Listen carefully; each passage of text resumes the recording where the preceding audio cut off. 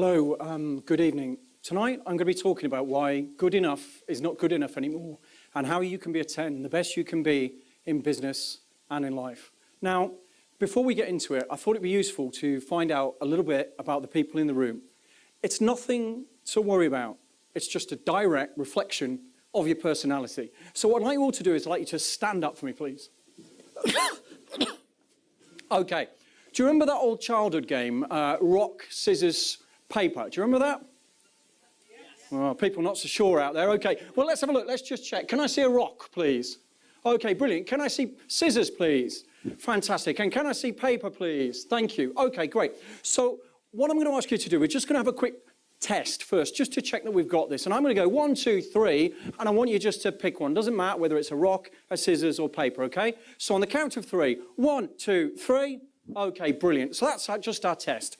Now, for the actual go, I want you to go with whatever your gut tells you. Don't think about it too much. So, on the count of 3, 1, 2, 3, off you go. Okay, good.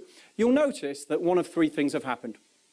Either you've gone for a rock, you've gone for scissors, or you've gone for paper.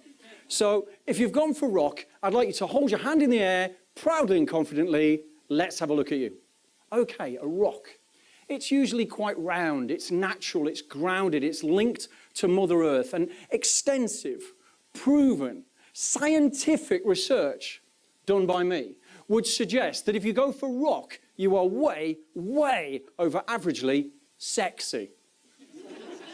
So sexy people, you can have a seat. Let's have a look at those of you who said scissors. Let's see. Okay, scissors, man-made object, sharp, cuts to the point, gets to the objectivity of situations, and extensive, proven, scientific research done by me would suggest that if you've gone for scissors, you make an absolutely awesome business person.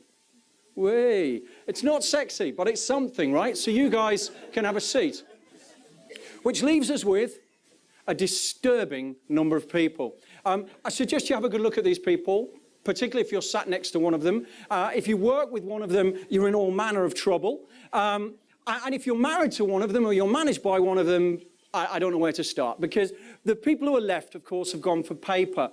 And paper, again, it's a man-made object, but it's something we write things on. It's something we make things up on. And I've generally found that people who say paper, they talk a really good game. They have a really great CV, but extensive, proven, scientific research done by me would suggest that they only think that they are sexy and that they make great business people. So you guys can have a seat. No research, by the way, no research. I should say that. But it's interesting how we allow people to label us in life. It's interesting how we allow people to talk about our education or our background and suggest that that in some way should lead towards our future.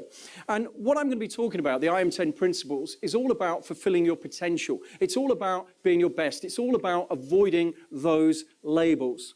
So you might be wondering how somebody gets into this job as a speaker. And I was born in 1968. I had a mum and a dad, and I've got a sister, and we had a dog, as you can see. And life was great until I was 13. And when I was 13, I'd been on a school athletics camp. And I was upstairs in the shower, and the doorbell rang. And I went down to the doorbell, and there was this strange combination of people standing on the doorstep. It was my mum and the deputy headmaster from school. And my mum gave me this look that she's never given me before or since. And she said, Gavin, there's no easy way to tell you this, but your father has died in a car accident. Now, I know many of you will have had worse things happen to you, but for me, as a 13-year-old boy, that was about as bad as it got. And I truly rebelled, but in a kind of middle-class way. And if you're wondering what a middle-class way of rebelling is, it's not sex, drugs, and rock and roll. No, it's forgetting to hand in your homework. So for several years, I didn't hand in my homework and I didn't turn up to school sometimes. And if you're wondering what the end result of that is, it's quite simple. You fail all of your A-levels. So I was on the bus on the way home with my A-level results in my hand thinking, my mum is going to kill me. Now, have I got any mums in the room? Quick show of hands. Okay, a few. Mums always know, don't they? And my mum just gave me this look, sat me down, and I think she was the coolest she's ever been. And she said, it doesn't matter, you didn't do very well, did you? And I said, no. And she said, look, it's quite simple. you've got 3 choices. I said, okay, what are they? She said, well, you haven't completely failed, have you? You could get a clearing form and you could go to some university that you don't really want to go to. I will support you. You could suck it up. You could go back to school. You could retake the year to try and get better grades. I will support you. Or you can get a job. Well, I quickly rejected number 1 and number 2 and decided that I would go out into the world of work. But what would I do? Well, I decided that it might be exciting to be a police officer. So aged 18 in a few days, I was one of the youngest police officers in the Metropolitan Police in London. And I enjoyed my time there. I've made some good friends that I've kept till today. But ultimately, it wasn't for me. It wasn't anything like Starsky and Hutch. It wasn't anything like The Professionals. And I never met anybody like Harriet Makepeace. So I left. And at that point, I really didn't know what I was going to do. I had no money. I had no job. I was sleeping on somebody's floor. And my girlfriend at the time said, hang on a minute, Gavin, this is not what I signed up for. You need to get a job. You need to go to a job centre. You need to go to a recruitment consultant. So I went along to a recruitment consultant and I did a psychometric test. And this psychometric test came back and it decided that I would be good to be one of 2 things. Drum roll, please. The first one was a forklift truck driver. I kid you not. The second one was a salesperson. Well, I didn't fancy either of those options, so I decided to go and get a second opinion, and a third, and a fourth. Anyway, eventually I started a job as a salesperson, and I did a deal in the first week. And on the Thursday night, the managing director came to me and he said, Gavin, nobody's ever done a deal in the first week. We're going away to Marbella this weekend. Would you like to come? Because I've sacked somebody this week, and I've got a spare place. And I said, would I ever? And I don't remember much about those 3 days. They kind of passed in a drunken haze, but I do remember one thing. It was Saturday night in Puerto Banús. Had the MD's arm around my neck, and he looked me in the face and he said, Ingham, I love you. You've only been here 3 days, and you've done a deal already. Well, you can imagine.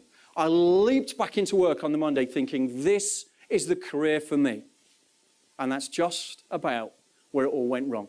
Because I didn't do another deal for 26 weeks. And 26 weeks later, I was walking out of the MD's office with the words ringing in my head, Gavin, you're a nice guy. We like you around the office, but you are a salesperson and you need to do deals. So if you can't do any deals, I'm afraid we're going to have to part company. Well, that was it. I thought, that's it. That's the end of my life. What am I going to do now? And a friend came up to me and gave me a book and said, read this. I took the book home that night. It was a motivational speaker's personal development book. I can't remember what the book was, can't remember the title, can't remember what it was about. But I finished it at 5 in the morning, and I put the book down. And I just remember thinking one thing, one overriding lesson. You're responsible. You're responsible for your sales. You're responsible for your business. You're responsible for your life. And I realized I'm not taking responsibility. I'm blaming the marketplace. I'm blaming the IT system. I'm blaming the marketing. I'm blaming the lack of training I've had. I'm blaming the sector I've been given. I'm blaming anybody and anybody but myself. So I went in the next morning determined to make a difference, determined to get control of it. I sat down with one of the top guys and asked him what I should do. I started to relook at all of my prospects. I went back and I requalified them and I asked better questions. I started to get some opportunities and some leads. Eventually, a couple of weeks later, I managed to get a week's stay of execution. I did a deal. And gradually, over the next few months, I started to climb up the leaderboard. I became the top performer in the London office. Then I became the top performer in Europe. And finally, the top performer in the world. At that point, I got headhunted out, became a team leader, a sales manager, sales director. And I ended up as the head of sales and marketing of a FTSE 250. That was 17 years ago, and then I moved out into doing this, and I've worked with over 250,000 people over the last 17 years, and all of that time, I've been developing the strategy, or the strategies that I'm going to share with you today. So I don't know about you, but I have days sometimes where I can't put a foot wrong, days when everything goes right. You know the kind of day. So what I want you to do, 10 seconds only, I want you to turn to the person next to you, and I want you to share with them, what are the top 10 attributes that you display on one of those amazing days? What are the top 10 attributes that you display on one of those amazing days? 10 seconds with the person next to you. Off you go.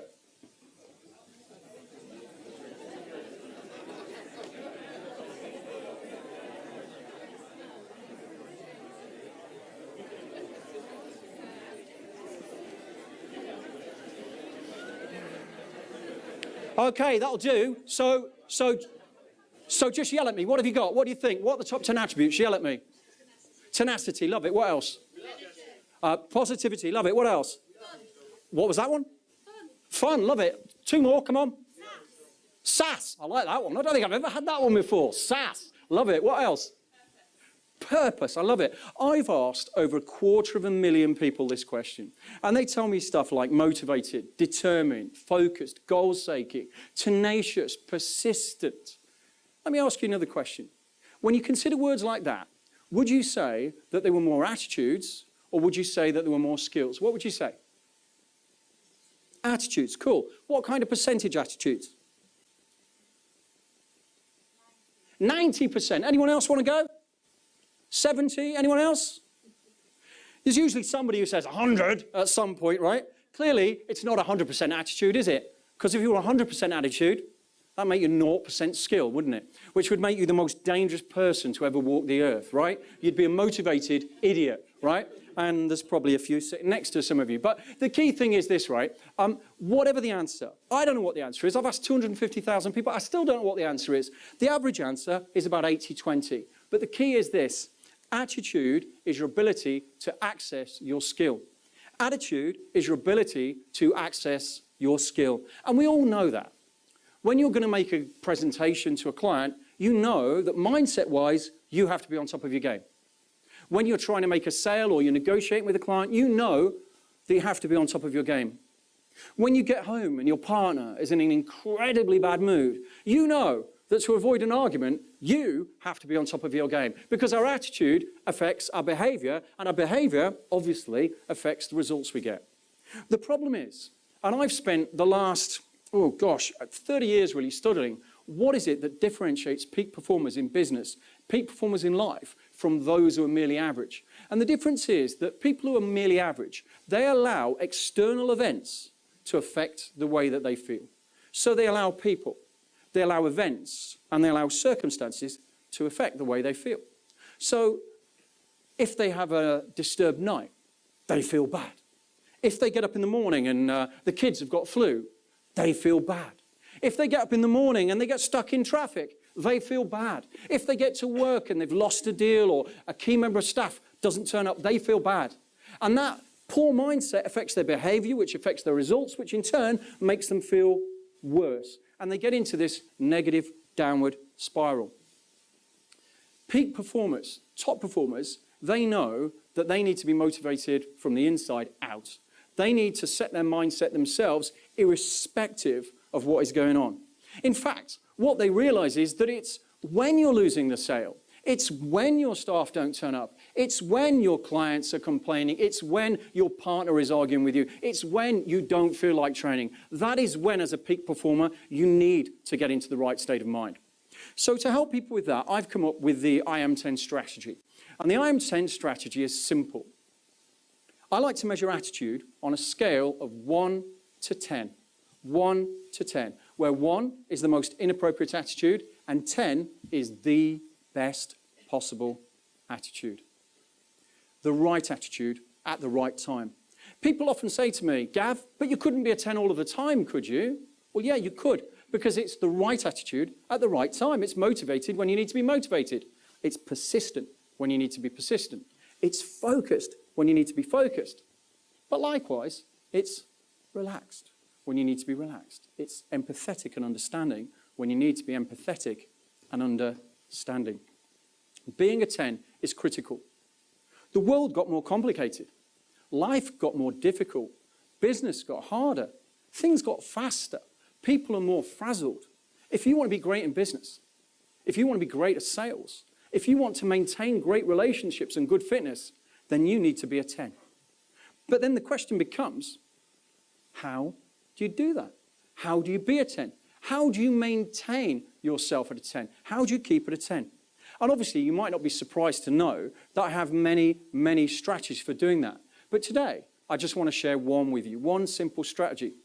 I spend quite a lot of my time going around speaking at conferences, going around talking to people, and I get some interesting results. I've had people walk out of 45 minutes and double and treble their sales. I've had people walk out of a 45-minute conference and change their relationships with their wife or their children. I've had one chap who was a couch potato with all sorts of illnesses, and now he's doing Tough Mudders and running marathons. But how? How do they do that off one simple session? And it's really simple. What I like to do is I suggest to people that when you get up in the morning, you could do it at night if you want, but when you get up in the morning, you ask yourself one simple question. How can I be a 10 today? So what I do when I'm standing in the shower, I just stand in the shower with the water running across my head, and I ask myself the question, how can I be a 10 today? Then I think of 2 or 3 really important things that are going on that day, and I think about the mindset that I want to bring to that, the behaviors that I need to access for that, and then I visualize myself actually achieving that. Over a period of time, you will find that your mind starts to rewire and you start to more naturally stay at a 10. So at that point, guys and girls, it's kind of over to you. Are you going to walk out of here on all of these speeches this evening and say, they were great, I enjoyed that, that was fun, and just chalk it down to a nice evening, a bit of short-lasting motivation, maybe a nice pizza and a burger or something? Or are you going to walk out and make a difference? Is this going to be the moment when you decide, you know what, 8, 9, not good enough anymore. I want to be the best that I can be. Are you going to walk out of here and make the decision, nobody will label me anymore? Are you going to walk out of here and make the decision to take 100% responsibility for everything in your life, your relationships, your business, your fitness, your health, your finances? Are you going to walk out of here and make a decision to motivate yourself from the inside out and not allow people, events, circumstances, past history to affect the way you feel?